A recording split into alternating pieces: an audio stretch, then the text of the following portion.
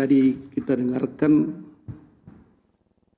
bahwa Yesus melihat orang yang menjawab tadi luar biasa ya. Dengan katanya bahwa orang itu menjawab dengan bijaksana.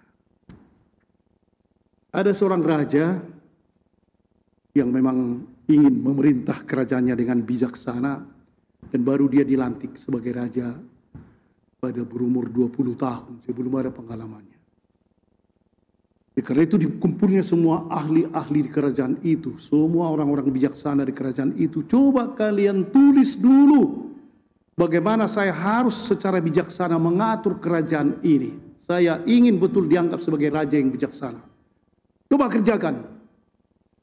Maka beratus-ratus lah atau berpuluh-puluh bagaimanapun itu menulislah mereka. Ditulisnya apa itu kebijaksanaan. Sialnya baru 40 tahun selesai tulisan itu. Dan mereka membawa ribuan buku kepada raja ini. Dan raja sudah berumur 60 tahun. Bagaimana mungkin aku bisa membaca ribuan buku? Umur saya sudah 60 tahun. Coba ringkaskan dulu, ringkaskan. Cepat diringkaskan. Maka kembali lagi mereka meringkaskan, akhirnya berhasillah menjadi ratusan buku sesudah 10 tahun. Dan umur raja itu sudah 70 tahun. Jadi kalian pikir saya bisa membaca ratusan buku dalam 70 tahun. Bagaimana kebijaksanaan itu? Bagaimana kalian? Coba ringkaskan. Lagi. Kalau bisa dalam satu buku. Mereka kerjakan lagi. Sudah baru siap sesudah 5 tahun. 75 tahun. Umur saya. Dan saya pikir saya tidak bisa lagi membaca buku ini. Coba ringkaskanlah. Ringkaskan lagi. Kalau bisa dalam satu kalimat saja. 3 tahun belum siap. Dan raja itu sudah mau mati. Kena COVID. Mati. Dipanggil lagi. Mana. Akhirnya datanglah mereka. Diringkaskanlah semua juga. Jadi inilah raja didengarnya. Orang itulah katanya ringkasan dari beribu buku itu dan beratus buku itu.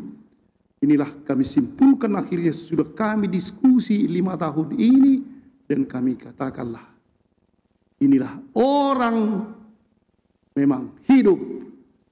Manusia hidup. Dan manusia menderita. Dan manusia akan mati. Itu aja. Tidak raja. Ada satu yang abadi. Yaitu cinta. Oh, jadi manusia, kata raja itu, sakit. Manusia menderita dan manusia mati. Hanya ada satu yang abadi, ialah cinta. Matilah dia. Matilah raja itu. Sudah mengucapkan cinta. Para bapak dan ibu, hebat juga rajanya ya. Kalau raja di sini mungkin bagaimana cara korupsi. Coba tulis bagaimana cara supaya jangan tertangkap KPK.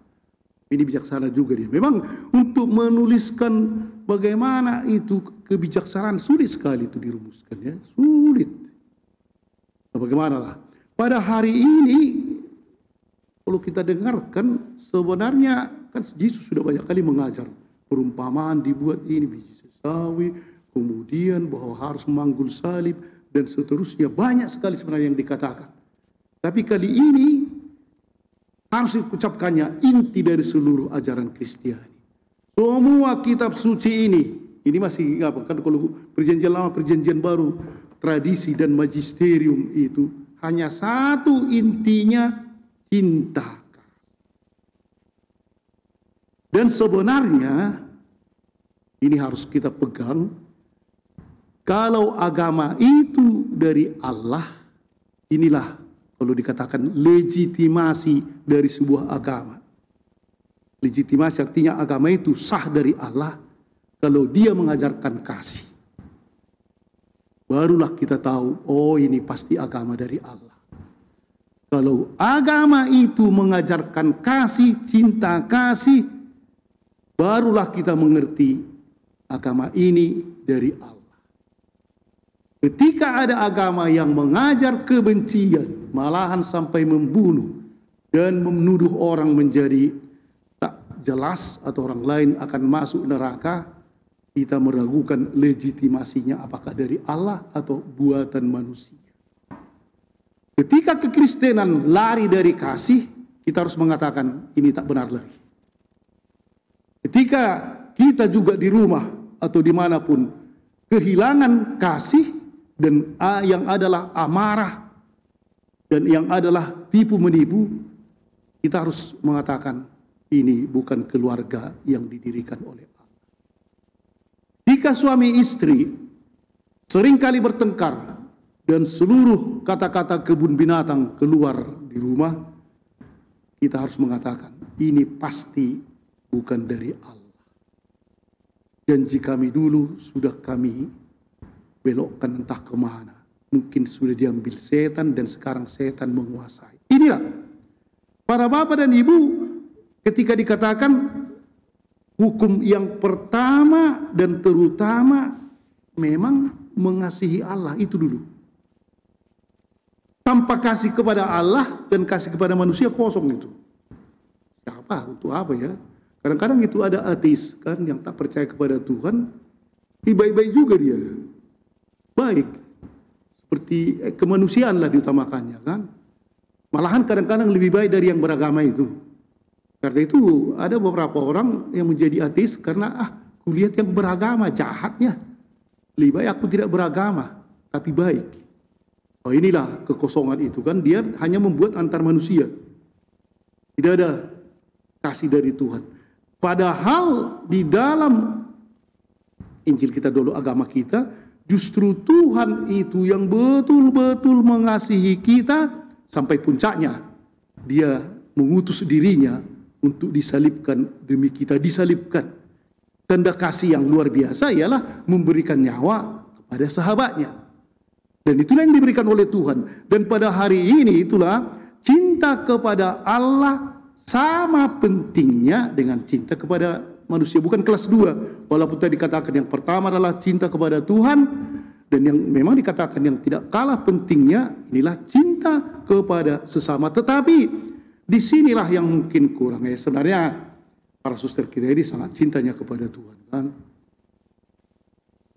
Kuliah pun dia berdua salib, Yahnes pun sampai dia pakai apa kan karena kasih kepada Tuhan. Semua kita cinta kepada Tuhan. Kalau dikatakan orang sampai ke gereja kan cinta kepada Tuhan.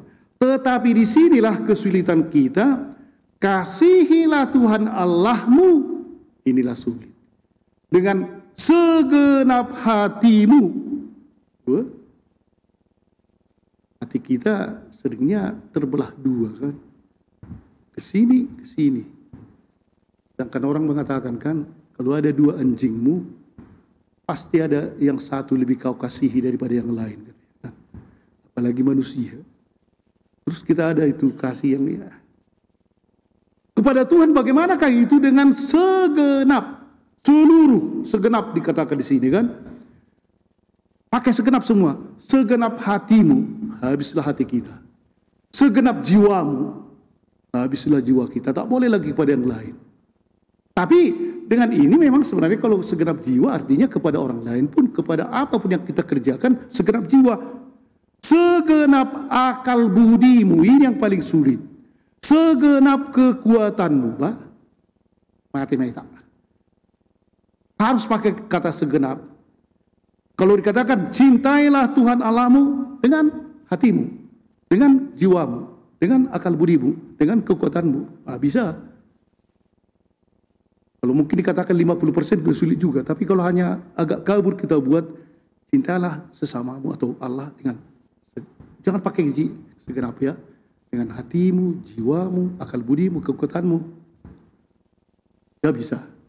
Tapi para bapak dan ibu dan saudara sekalian, ketika dikatakan dengan segenap, siapakah berani mengatakan, ya mulai hari ini tak berani lagi. Dan inilah sebenarnya yang diinginkan oleh Tuhan. Yang tadi menjawab itu sampai dikatakan Tuhan,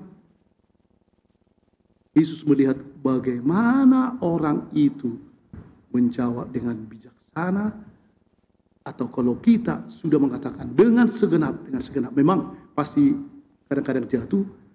Yesus akan mengatakan kepada suster ini, kepada kita semua, kepada bapak dan ibu atau siapapun di rumah, engkau tidak jauh dari kerajaan Allah.